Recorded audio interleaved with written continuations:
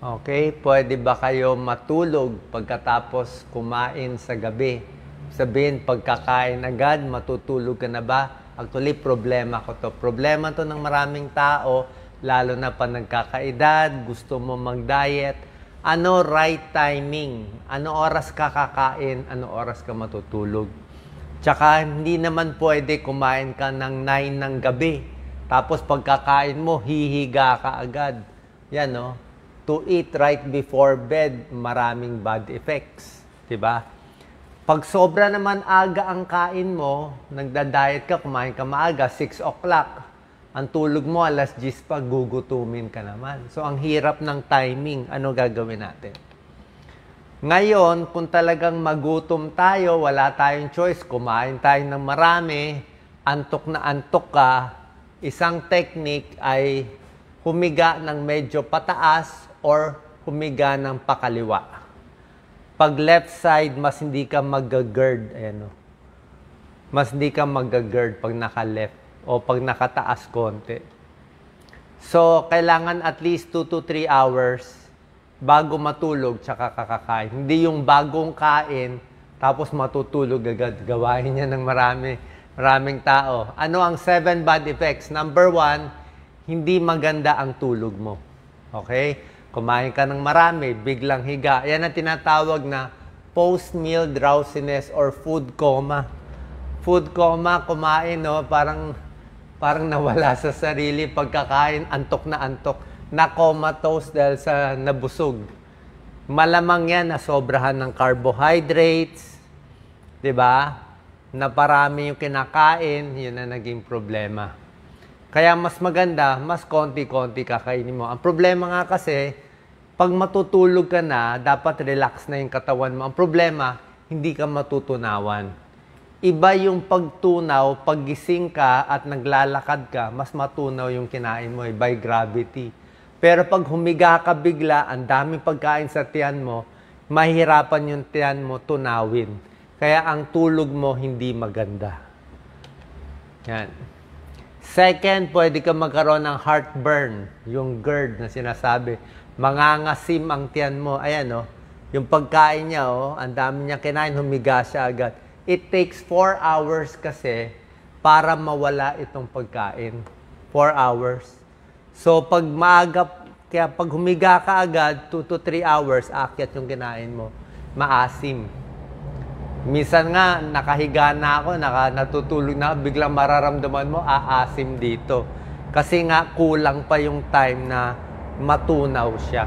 Okay? Heartburn, second bad effect.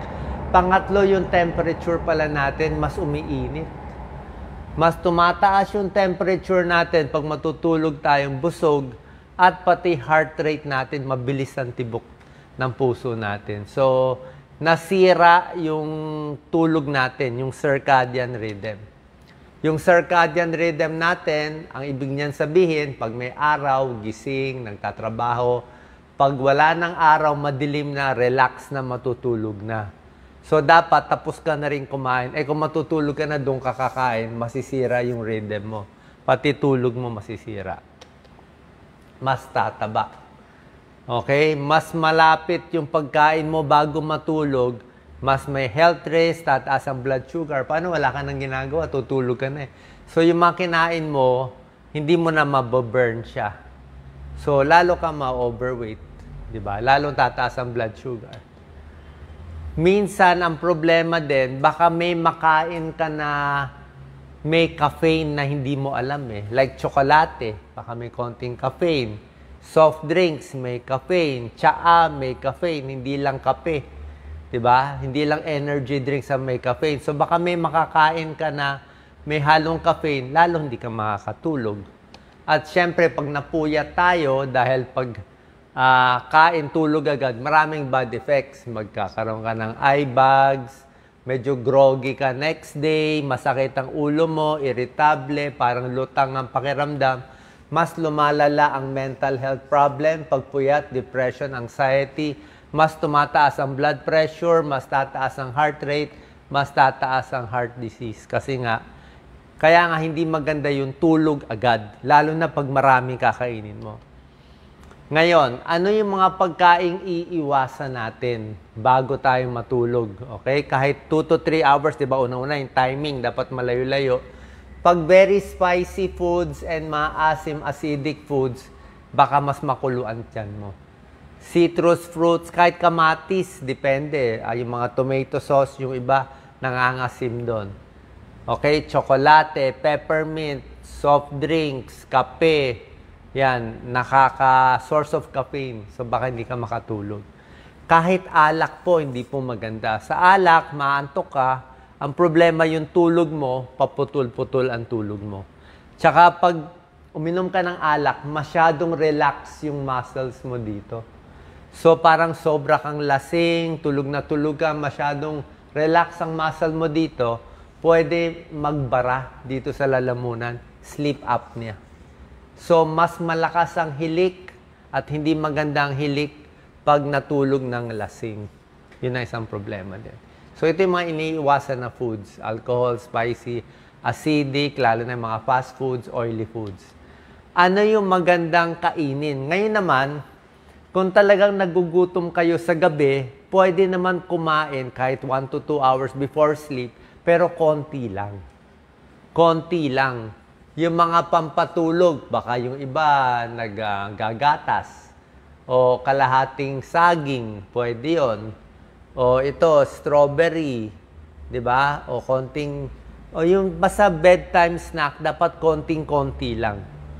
Okay, hindi masyadong marami. Tapos maganda, palakad-lakad din. So, yan ang cause ng poor sleep. Ngayon, tulad na sinabi ko, pag talagang wala kang choice, hihiga ka na antok ka na, pero wala pang 3 hours, pwedeng left side. Yan, ginagawa ko yan. Ito mga tips, okay? Kung talagang napakain kayo at malapit na yung bedtime, sleep on the left side, mas less gastroesophageal reflux. Kasi mas hindi lumalabas yung kinain mo.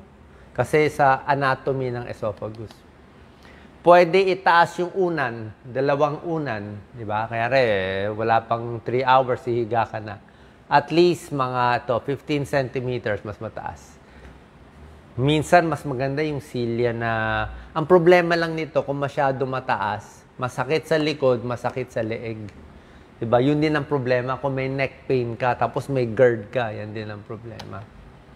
So, iwas sa alak at kape pag malapit na matulog. Ayan, hindi maganda sa tulog mo. Pwede maglakad-lakad. Okay? Pagkakain, para tulungan mo yung digestion, hindi ko sinabi mag-jogging kayo. Ang ibig sabihin, maglalakad ka, konting galaw-galaw, mapapansin mo, mas mabilis ang galaw ng tiyan, mas matutunaw.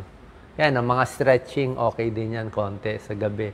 Para pag natunaw na yung kinain mo, pag higa mo, hindi na siya aakyat. Mas masarap ang tulog mo. Tinulungan mo ang digestion, tsaka nakatayo ka by gravity, bababa yung kinain mo. Dapat maluwag ang baro. Pampatulog, maluwag ang baro, maluwag ang pajama, hindi masikip para hindi ka mag-GERD. Hindi maipit yung katawan mo. Pati underwear dapat maluwag. Dapat maganda yung sleeping area, mas malamig, mas maganda, mas madilim, mas maganda. Yan, para mas relax ka. Quit smoking. Siyempre, tigil din sigarilyo. Nakakasama sigarilyo, lalo ka mag-heartburn, mag-GERD. Tapos, siyempre nga, i-space mo nga yung kinain mo. Kung ang tulog mo ay 9 p.m., dinner mo maganda 6 p.m. Actually, ginagawa ko to. Pero para sa akin, 3 hours, medyo alanganin pa nga eh. Okay? So, yan po. Kasi kung midnight snack baka ma-food coma tayo. So, finally, tips natin. Wait 3 hours bago matulog. Piliin yung mga pagkain pamparelax. Pwede yan, mga saging, mga light lang nakakainin. Iwas sa pagkain ng kokos ng heartburn. At itong mga soft drinks, kape, chocolate, at iba pa. Sana po nakatulong tong videos natin para sa hindi tayo mahirapan sa pagtulog sa gabi. Salamat po.